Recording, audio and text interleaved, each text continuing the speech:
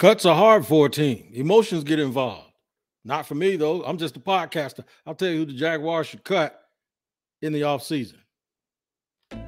You are Locked On Jaguars, your daily Jacksonville Jaguars podcast, part of the Locked On Podcast Network, your team every day.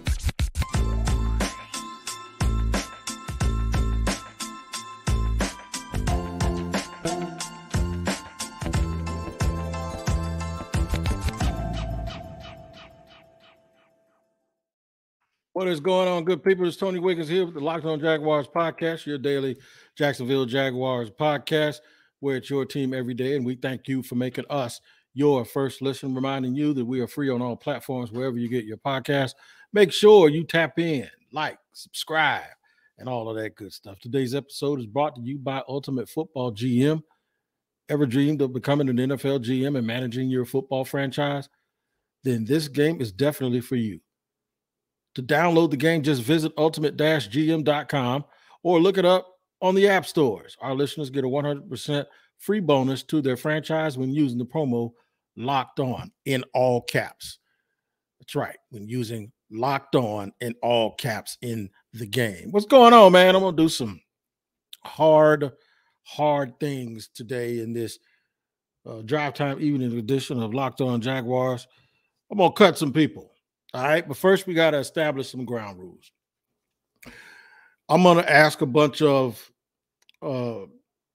rhetorical questions, and then I'm going to give the answer to them as if from you. Do the Jaguars have improvements to make? Yes. Do the Jaguars have improvements to make, and all of them cannot be solved by player development, meaning guys just getting older and mature. The way Trevor got older and more mature in one season. There are some people that fall under that category, like Trayvon Walker, Devin Lloyd, some other players, Chad Muma. Tyson Campbell improved from year one to year two. So there are some players that are going to do exactly that. Andre Cisco, but there are also some players on the team that, quite frankly, they've been in the league for a while, and they might still improve a little bit, but they're not worth the price that you're paying them in salary this year to do that. Now, it doesn't mean that they're terrible, right? And I have to let you know that it's almost like telling your buddy, I don't like your girlfriend, you need a new one, because you're always whining about her. But then he comes back and tells you, well, I see a side of her you don't. You're not with us 24/7, so I'm not just going to dump on her and be by myself. That's a very, very, very valid point, because in the NFL, a lot of times fans want guys cut or replaced, and then they later on regret it. Rayshon Jenkins, guys want to run him out of here. There's no more guy. If you look up player fans wanted to run out of Jacksonville, there is no bigger person than Dewey Wingard. None. Dewey Wingard was the guy that everybody wanted to get rid of. It's no good. Why is he on the field? Can't play. Turns out Dewey Wingard was one of the emotional leaders of the team. So people that are close to the situation, they actually do have more knowledge about those players than we do. And then it's not as if you can just cut a guy and all of a sudden whoever you elevate or go out and get to try to replace him is going to be any better. Fans tend to not care about that, because what they say is, I don't care who you get somebody else. I'm sick of looking at him, right? So we're going to remove that emotion from it, from the fans and the media side. And then I'm going to remove the other emotion. And here's the other emotion. When a GM picks a guy and he believes in him, sometimes they will ride with them till the wheels fall off, a la Blake Bortles and Dave Caldwell. Sometimes guys don't want to cut people or get rid of people that they put their trust in and put their name on it. And the reason why they don't want to do that is because it's almost an admission that you did something wrong. We're going to remove that emotion as well. And finally, the thing that we're not going to pay a lot of attention to is in the case of a guy like Jawan Taylor, where fans have told me, I don't know, man, he had 3 so-so years, and all of a sudden in the contract year, he played well. Well, in that contract year, that is the only year that Doug Peterson was the coach. So Doug Peterson, if he decided to take a look-see at Jawan Taylor this year And if he came in and he gave everyone the speech that, hey, I'm not going to cut anybody, I'm going to give you all a fresh new start, and Juwan Taylor took advantage of that fresh start and was the best lineman on his team, that's probably all Doug Peterson cares about.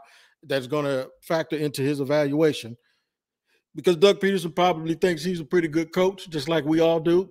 And he probably feels like he did something that someone else couldn't, him and Coach Rauscher, in order to get Juwan to play better. And Juwan isn't the only one who played better. So did the aforementioned Rayshawn Jenkins. So we're going to trash that train of thought that, well, he only did it one season. Evan Ingram has only played well in one season. It is the one season he was with Jacksonville. So what are they going to go by? They're going to go, what did he do for us here? Not what did he do for another administration here, or what did he do somewhere else. They're going to look at it as, what did he do for us here? So setting that up, I'm going to name 5 guys that are hard cuts, and I'm going to explain them. It's more than actual 5 people, because one of them has 2 people on that line. But there's a line of thinking that what we're doing here is we're just moving on. Okay, we're just moving on. Might be shocked by 1 or 2. One of them you won't be surprised about, because it's something most of y'all have been crying for the last 3 or 4 months, and I'm going to get to that. So that's what we're going to do. We're going to discuss that in segment 2 and 3, and then at the end of segment 3, I'll tell you how I plan to replace some of these players. Now, hang tight, because I got a couple of messages for you, and then we're going to get into this thing where we cutting these people, because I know it's hard to do. Nobody wants to do it, but guess what? Somebody has to. And today, that somebody just happens to be me. I'm going to do it. So be here and doing this for you in just a second here on Locked On Jaguars. After I let you know that today's sponsor is Ultimate Football GM. You heard me talk about the mobile game app, and I can't tell you how much fun I had competing against my fellow Locked On NFL hosts. Chris Carter of Locked On Steelers was our Locked On NFL champion. If you came in 1st through 3rd place, hey, man, I didn't, right? So I didn't come in the 1st and 3rd place. Chris Carter, I call him the counselor. He won it. Well, now it's your turn to compete, but more on that later. Ever dream of becoming an NFL GM? And I know you have, because you sit here. We're doing it today on today's episode. And some of y'all are going to agree and some of y'all are going to disagree. So now you have a game that you're responsible for controlling the destiny of your franchise. You can hire the right coaches and coordinators, trading players, navigating your franchise through the free agency and the draft and all the ups and downs. I was on a flight back and forth to the nation's capital, and I absolutely could not put this away, because you can play it in airplane mode, because you can do it completely offline. Locked On Jaguars listeners get a 100% free bonus, a boost to their franchise, when using the promo code Locked On, all caps, one word, in the game store. That's Locked On, all caps, one word. So make sure you check it out today. To download the game, just visit ultimate-gm.com or look it up on the app stores. That's ultimate-gm.com. Ultimate Football GM, start your dynasty today. And you can start your day here with me, because that's exactly what you do, because we are your first listen here on Locked On Jaguars. It's your team every day. Your second listen should be Locked On NFL Draft, especially now that the Jaguars are no longer playing games. You need to start focusing on how they're going to get players. And Locked On is at the Senior Bowl right now with a host of our representatives, and they're going to give us inside analysis from the hosts that cover the NFL's next generation in college, and find out which NFL draft boards these players will be climbing, all in one location. That's right. Subscribe to Locked On NFL Draft for nightly live shows from the Senior Bowl on Tuesday, Wednesday, and Thursday of this week at 9 p.m. Eastern Time. All right, let's get to the business. Get to the business of rearranging some of the roster for the Jaguars. Now, like I said, we admit that there are players that we like, but there are positions that need to be upgraded. And one of the things that I always said was, familiarity is good, but it's bad when you're emotional and you don't want to let go of people that you are familiar with. There are going to be some people you're familiar with when I start making these cuts. First one is not easy at all. It's one most people thought would happen, and that is Shaq Griffin. Like you, Shaq, but time to move on. The Jaguars have a outside corner in Darius Williams. And I got a little angle on that I'm going to discuss in segment 3 about what decisions you make this offseason that will affect next offseason. But removing Shaq Griffin, and the Jaguars are projected to be $19 million over the cap, right? By the time this is done, all of these are done, they're going to be $33 million under the cap. Okay? So that means we're going to make a $52 million difference in what we do here. Shaq Griffin. He's going to save $13.1 million of cap space by letting him go. That's almost 2/3 right there of the amount that you're under. So we will run Shaq Griffin first with the thought that they have their outside corners and Shaq is not a slot. So that means there's a hole for a slot corner. Number 2, this is going to surprise some people, but Tyler Shatley. Folks say, man, why are you messing with Tyler Shatley? $2.8 million cap numbered overall. What are you saving? Well, he has $800,000 in dead money. You're going to get $2 million back. And that might not sound like a lot, but at some point, you can raise the ceiling and you can raise the floor, right? Tyler Shatley has proven he can't start. He can serve up a little bit of depth and a pinch for you, but we're going to address that in the draft. We're going to use some of these draft picks that we get. We're going to use some of those draft picks on offensive linemen, okay?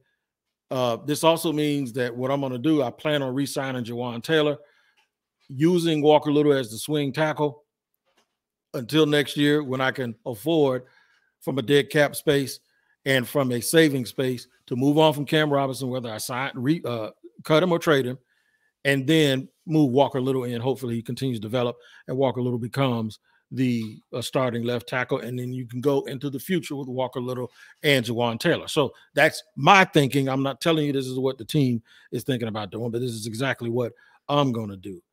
Move number 3. I'm going to cut 2 players, but they fit into the same category. It's going to be Chris Claybrooks and Luke Farrell.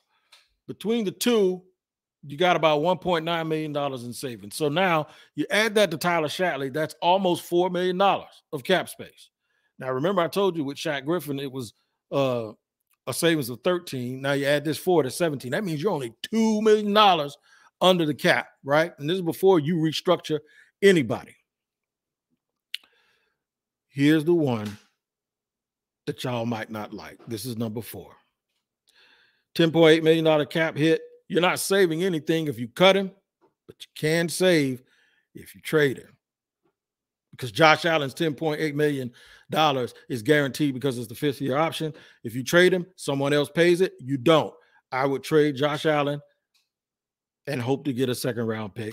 If not, I will pray to get a 3rd-round pick. You can get a 2nd-round pick from probably a contender, but you get a 3rd-round pick from a team that's not very good, who's looking to add a ready-made guy who can play in the NFL that they can extend. Some people just would rather do that than take a guess on a younger player. Contenders will really do it because $10.8 million isn't a lot of money for a guy like Josh Allen, and they feel like they're on the doorstep. So you're saying, well, if the Jaguars are contenders and the Jaguars are on the doorstep, why on earth would they not be a candidate to keep Josh Allen? I'm glad you asked, because the Jaguars are going to keep Arden Key at a lower cap figure than Josh Allen. Now, they might have to give him 2-year, $15 million, 7.5 a year. They might have to give him a 2-year, $16 million deal at $8 million, but they can make that first-year cap hit about $3-4 million over those 2 years and balloon everything the next year when the Jags will be about $76 million under the cap. So, and it also allows you to get something for Josh Allen, because if you don't get nothing for him, you got to repay him next year. And he's going to want a lot of money because of the reputation that probably exceeds his production. And I know the Jaguars need edge rush. We will discuss that too. But at the very least, you'll have Trayvon Walker.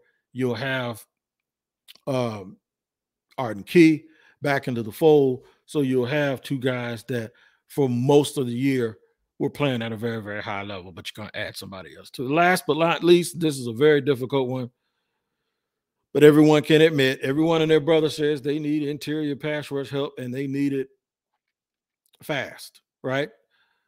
So because you're paying Devon Hamilton one more year on a rookie deal, and Foley Fadokazi, which was probably the free agent that did not play as well as you'd hoped. He's on the books for a lot of money, right?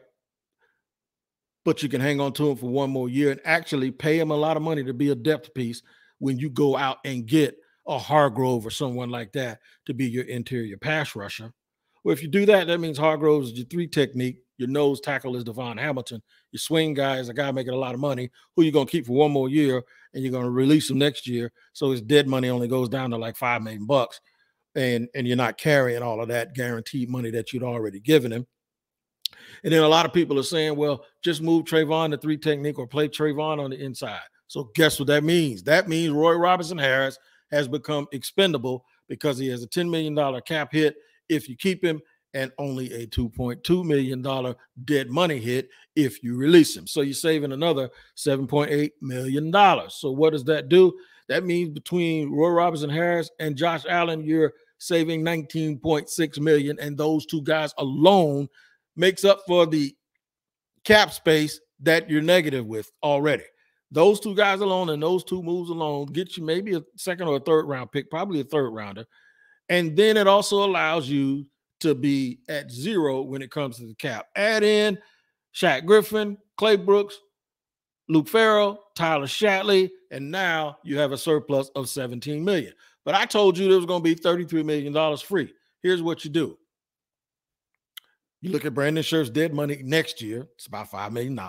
You look at Christian Kirk's dead money next year, it's about $5 million. You look at 1 or 2 other players like Foy Luwakan, dead money next year, somewhere between $3 and $5 million.